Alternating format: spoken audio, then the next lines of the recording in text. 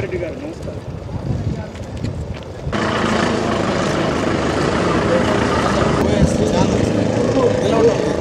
ఎంత వెయిట్లు పెట్టినా నిలవడం. ఎందుకంటే పంచాయతీరాజ్ రోడ్లని అదేవిధంగా ఆర్డబ్ల్యూకి సంబంధించి జేజేఎంకి సంబంధించినటువంటి డ్రింకింగ్ వాటర్ స్కీమ్స్ని కూడా ఈరోజు ప్రారంభించుకుంటూ ఇప్పుడు ఈ జువల్దిన్న హార్బర్ని సందర్శించడం కూడా జరిగింది.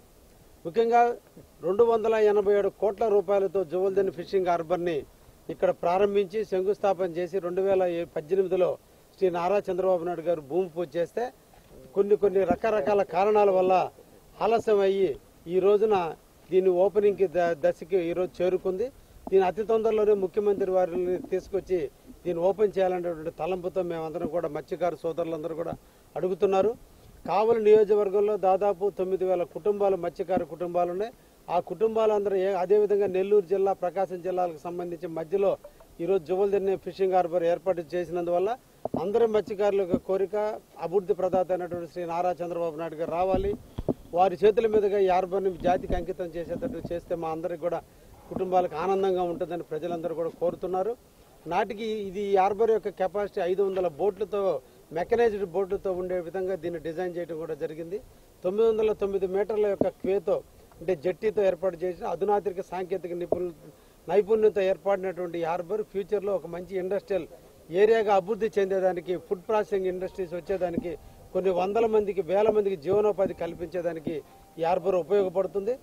అదృష్టం కొద్దీ మత్స్యకారులకు సేవ చేసే భాగ్యం నాకు దక్కింది. ఎందుకంటే ఈ హార్బర్ని నేనే నిర్మించడం జరిగింది. ఈరోజు ఎమ్మెల్యేగా నేనే మళ్ళా ఈ హార్బర్ని ఓపెన్ చేసి ఇక్కడ అందరికి బోట్లు ఇప్పించే కార్యక్రమం కూడా నాంది పలకాల్సిన అవసరం ఉంది. ఈ రోజున మత్స్యకారు సోదరులందరూ కూడా 40% సబ్సిడీతో ఈరోజు 1,20,00,000 రూపాయల విలువ చేసే బోట్లను ఈరోజు 40 బోట్లు మన జిల్లాకి ఈ రోజున మనం మంజూరు చేసుకున్నాం. మత్స్యకారు సోదరులు ఇప్పుడిప్పుడు అవేర్నెస్ వస్తుంది. అవన్నీ పూర్తయితే తప్పకుండా 40 బోట్లతో ముఖ్యమంత్రి వచ్చే నాటికి రెడీ చేసి ఇక్కడ ఈ మత్స్యకారులకు అందరికి కూడా ఇవ్వడం జరుగుతుంది. ఒక్కొక్క బోటు మీద 12 నుంచి 15 మంది పనిచేస్తున్నారు కాబట్టి 500 బోట్లు పనిచేస్తే 12×5=60 అంటే 6,000 మంది ఇక్కడ జీవనోపాధి పొందగలిగితే దాని మీద ఇండైరెక్ట్ ఆర్ డైరెక్ట్ కొన్ని వందల మందికి జీవనోపాధి జరుగుతుంది. కాబట్టి ఇది ఈ మత్స్యకారుల పాలిట కల్పతరువుగా మారబోతుందని మా ప్రాంతం నుంచి వలసపోతున్నటువంటి మత్స్యకారు సోదరులు ఎవ్వరూ కూడా వలసపోకుండా ఈ ప్రాంతంలోనే వాళ్ళ జీవన స్థితిగతులు మెరుగుపరుచుంటూ భార్య బిడ్డలతో తల్లిదండ్రులతో సుఖశాంతులతో జీవించే విధంగా ఈ హార్బర్ వాళ్ళ జీవితాల్లో వెలుగును నింపడానికి ముందు ఉందనే విషయాన్ని కూడా గుర్తించడం జరిగింది. తప్పకుండా అన్ని విధాలుగా అడుగులు వేయటం జరుగుతుంది. ఫ్యూచర్లో అన్ని విధాల సౌకర్యాలతో మత్స్యకారు సోదరులకి ఇది ఉపయోగపడుతుందని ఆశాభావంతో ఉన్నామని తెలియజేస్తున్నా. కృష్ణపట్నం పోర్ట్లో అనేక సంవత్సరాలు దశాబ్దాలుగా ఉన్నటువంటి హార్బర్కి ప్రత్యామ్నాయ హార్బర్ ఇది. 20 సంవత్సరాల పోరాటం కృష్ణపట్నం పోర్ట్లో ఉన్న ఫిషింగ్ హార్బర్ కొల్లు రవీంద్ర గారు కాదు, కొల్లు రవీంద్ర గారి మామగారు నడుకుడి నరసింహరావు గారు ఆ రోజు హార్బర్ కృష్ణపట్నం పోర్ట్ నుంచి, ఎందుకంటే వారి మామగారు ఆ కృష్ణపట్నం పోర్టు కేంద్రంగా అనేక వ్యాపార విషయాల్లో ఆయన ముతుకూరు రావడం, ఆ ప్రాంతంలో ఫిషర్మెన్కి అంతా ఆయన మచిలీపట్నం కేంద్రం అయినా మన జిల్లాలో ఎప్పుడు మత్స్యకారులకు ఏ సమస్య ఉన్నా కూడా వారు అండగా ఉండేవాళ్ళు. ఆయన ఆనాడు మంత్రిగా 99-2004 మధ్యలో ప్రత్యామ్నాయంగా మనకి 3 ప్రాంతాలు పరిశీలించారు. జువల్దిన్ని, అదేవిధంగా రామతీర్థం, సర్వేపల్లిలో ప్రాంతాలు, ఇవన్నీ కూడా 20 సంవత్సరాల తర్వాత జువల్దిన్ని ఫిషింగ్ హార్బర్ని 2018లో ఆనాడు మళ్ళీ మంత్రిగా కొల్లు రవీంద్ర గారు మామ ఆనాడు ఈడ ఏర్పాటు చేసేదానికి సహకరిస్తే మళ్ళీ దాన్ని హార్బర్ శాంక్షనింగ్లో మంత్రిగా కొల్లు రవీంద్ర గారు మనకి చాలా సహకరించారు. వారి ప్రాంతంలో కూడా ప్రతి గ్రామం వారికి సుపరిచితమే. 2018లో ఈ రాష్ట్రంలో ఒకే ఒక్క హార్బర్ శాంక్షన్ అయింది. మనకి 30 కోట్ల నుంచి 300 కోట్లకి ఈ హార్బర్ పెరుగుతూ వచ్చింది. చంద్రబాబు నాయుడు గారు స్వయంగా వచ్చి ఇక్కడ పరిశీలించారు. ఎందుకంటే ఆనాడు శంకుస్థాపన పెట్టి కూడా సెంట్రల్ గవర్నమెంట్లో నీతి ఆయోగ్ నుంచి ఆనాటికి క్లియరెన్స్ లేకపోవడంతో 2011లో వచ్చి ఓన్లీ ఇక్కడ కార్యక్రమం శిలాఫలకం లేకుండా నిర్వహించాం.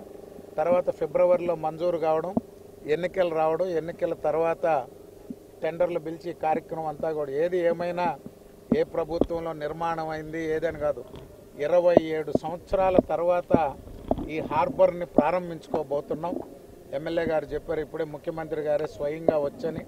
ఎందుకంటే నేను అనేక సంవత్సరాలు ఇక్కడ మత్స్యకారులతో, ప్రత్యేకించి బోట్ల యజమానులతో, వైజాగ్ నుంచి మంగళూరు వరకు కూడా ఉన్న అన్ని పోర్టుల్లో, ఎందుకంటే మేము కూడా ఆ వ్యాపారంలో ఉన్నాం కాబట్టి బోట్లలో ఉన్నటువంటి వారి సాధక బాధకులు, డ్రైవర్లు, మెకానిక్లు వీళ్ళందరూ మన ప్రాంతం నుంచి ఎక్కువ బయట ఉన్నారు. దాన్ని మార్పు చేసి ఇక్కడ మన ప్రాంతంలో ఉండాలనేటువంటి దానికి కూడా ఎమ్మెల్యే గారు కూడా చాలా కృషి చేస్తున్నారు. కాకపోతే ఆ 1,20,00,000 బోటు 60 లక్షల బోట్లు అడుగుతున్నారు. అది కూడా మంత్రి గారి దృష్టికి ఇద్దరం తీసుకొచ్చాం. ముఖ్యమంత్రి గారికి కూడా ఎమ్మెల్యే గారు నేను తెలియజేస్తున్నాం. మన ప్రాంత వాసులంతా చిన్న బోట్లు అడుగుతున్నారు, వాటికి కూడా ప్రయత్నం చేస్తాం. త్వరలోనే జువలదిన్నె కేంద్రంగా ఫిషింగ్ హార్బర్ ప్రారంభోత్సవం చేసుకున్న తర్వాత ఇది ఒక పెద్ద వనరుగా మన ప్రాంతానికి మారబోతుంది. దాంట్లో భాగస్వామ్యులైన ప్రతి ఒక్కరికి కూడా పేరు పేరున అభినందనలు తెలియజేస్తూ, మంత్రి గారు భవిష్యత్తులో కూడా మా ప్రాంతానికి, ఎందుకంటే వారికి అక్కడ హార్బర్ వచ్చింది, పోర్ట్ వచ్చింది, వారు ఇక్కడ కూడా ఏ అవసరం ఉన్నా గతంలో అలాగనే మన ప్రాంత వాసులకు సహకరిస్తారని చెప్పి వారిని కోరుకుంటూ అందరికీ ధన్యవాదాలు తెలియజేస్తాం. తుమ్మలపేట గ్రామానికి గౌరవ శాసనసభ్యులు పెద్దలు కావ్య కృష్ణారెడ్డి గారు, అలాగే శాసనమండలి సభ్యులు వేద రవిచంద్ర గారు, ముఖ్య నాయకులు అందరూ కూడా కలిసి గ్రామంలో అటు అభివృద్ధి కార్యక్రమాలు, అలాగే ప్రజలతో కూడా ఇంటరాక్ట్ అవుతూ ఉదయం నుంచి చాలా గ్రామాలు తిరగడం జరిగింది.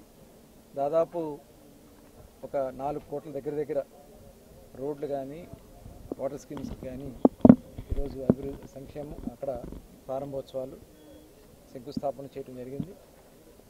చాలా అభినందనీయం.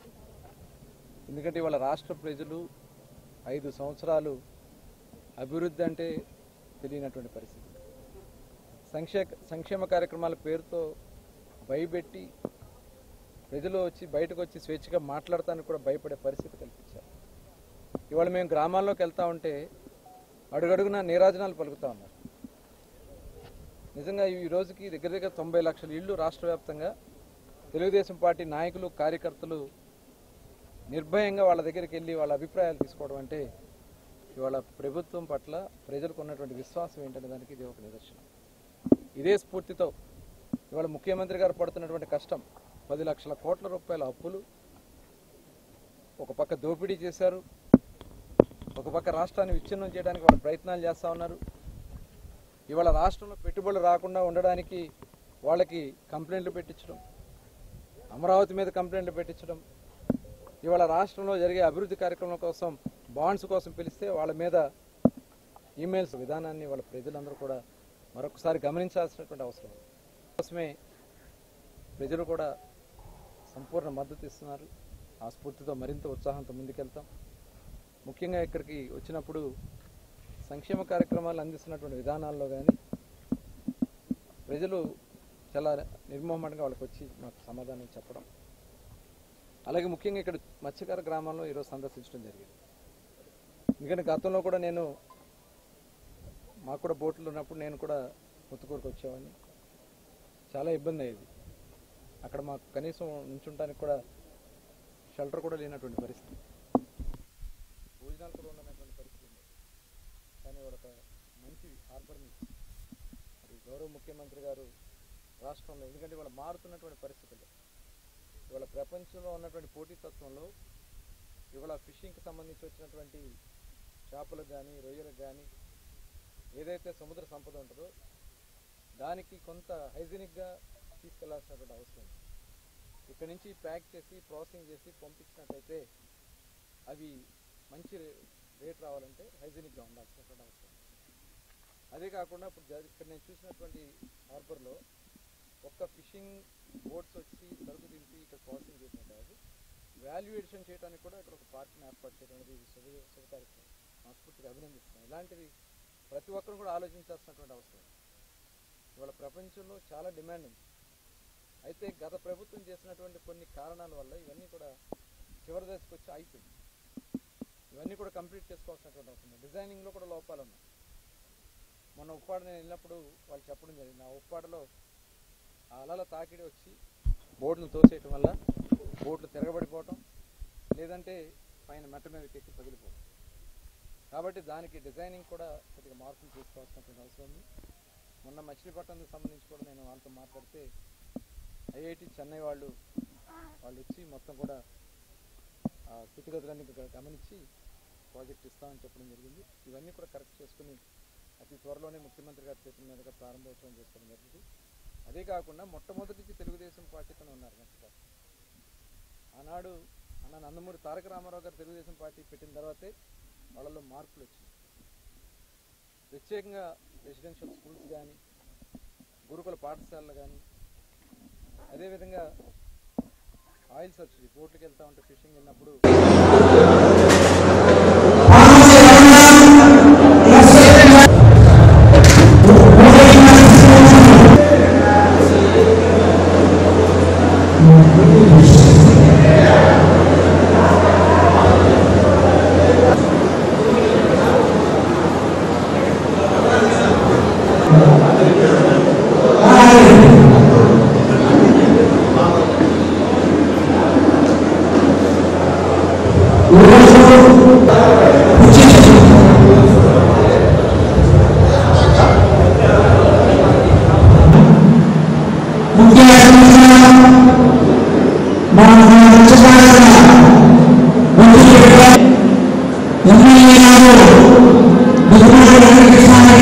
Kami